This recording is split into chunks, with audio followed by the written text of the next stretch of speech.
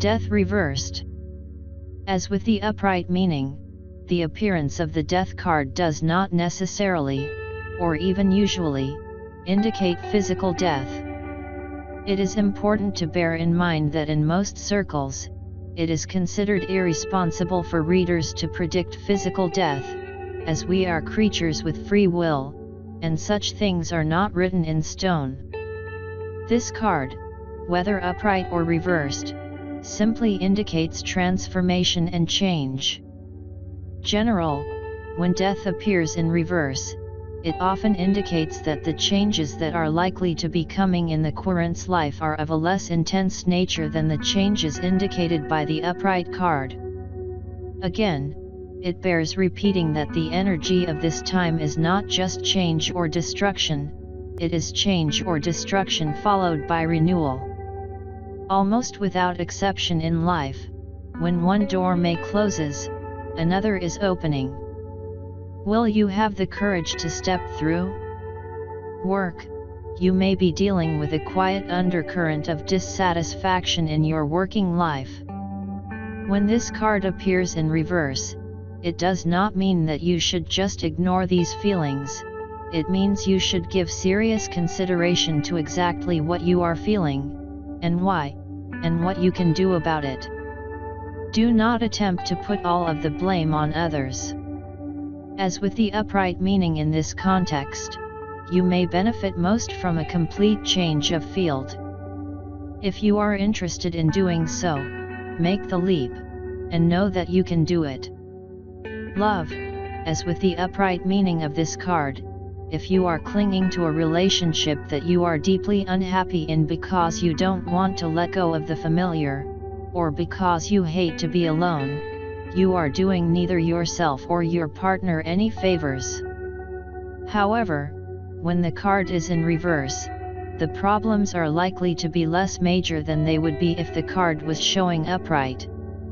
Regardless, if you are in a difficult relationship now, it may be helpful to have a frank and honest discussion about the problems you have with the relationship, and if they can't or won't make a change, or you can't or won't, then perhaps it's time to let it go.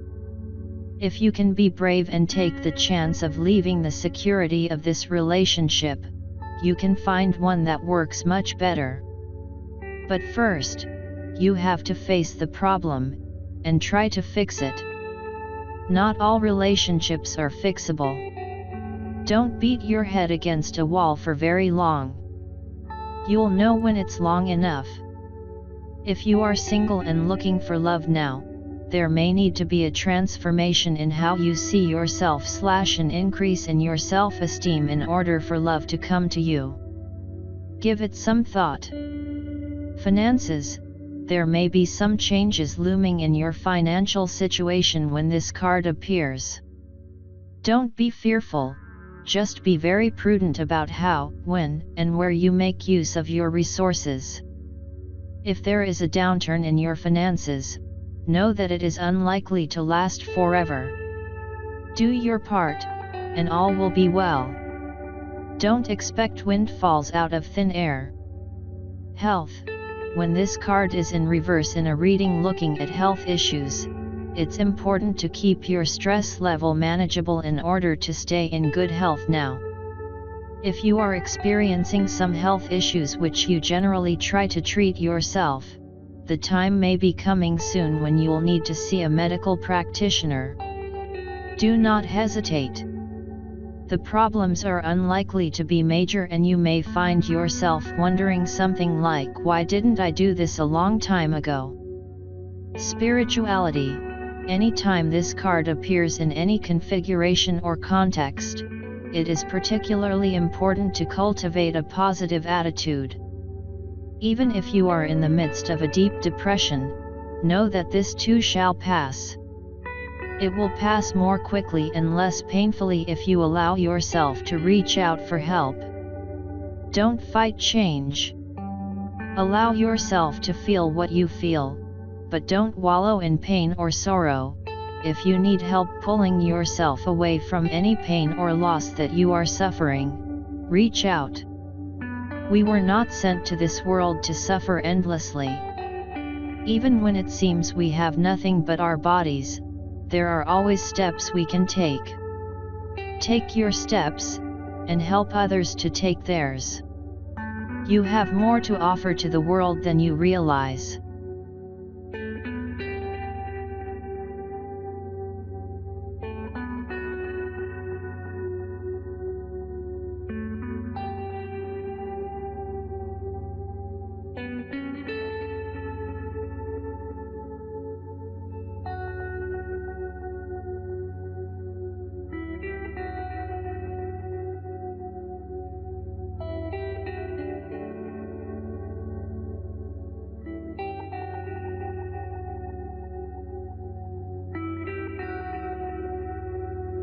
Playing cards first entered Europe in the late 14th century, most likely from Mamluk Egypt, with suits of batons or polo sticks, coins, swords, and cups. These suits were very similar to modern tarot divination decks and are still used in traditional Italian, Spanish and Portuguese playing card decks. The first documented tarot packs were recorded between 1440 and 1450 in Milan, Ferrara, Florence, and Bologna, when additional trump cards with allegorical illustrations were added to the common four-suit pack. These new decks were called Carte de Triomphe, triumph cards, and the additional cards known simply as Triomphe, which became trumps in English. The earliest documentation of Triomphe is found in a written statement in the court records of Florence, in 1440, regarding the transfer of two decks to Sigismondo Pandolfo Malatesta.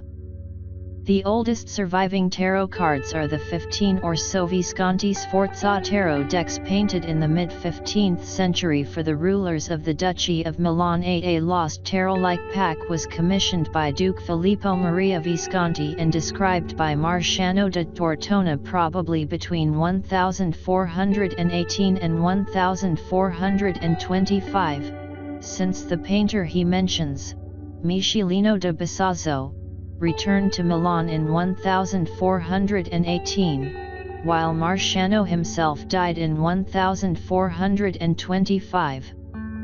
He described a 60-card deck with 16 cards having images of the Greek gods and suits depicting 4 kinds of birds. The 16 cards were regarded as trumps since in 1449 Jacopo Antonio Marcello recalled that the now deceased duke had invented a novum quadam et exquisitum triumphorum genus, or a new and exquisite kind of triumphs. Other early decks that also showcased classical motifs include the Solabusca and Boiardo Viti decks of the 1490s.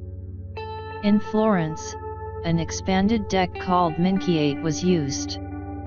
This deck of 97 cards includes astrological symbols and the 4 elements, as well as traditional tarot motifs. Although a Dominican preacher inveighed against the evil inherent in cards in a sermon in the 15th century, no routine condemnations of tarot were found during its early history. Because the earliest tarot cards were hand-painted, the number of the decks produced is thought to have been small. It was only after the invention of the printing press that mass production of cards became possible. The expansion of tarot outside of Italy, first to France and Switzerland, occurred during the Italian Wars. The most important tarot pattern used in these two countries was the tarot of Marseilles of Milanese origin.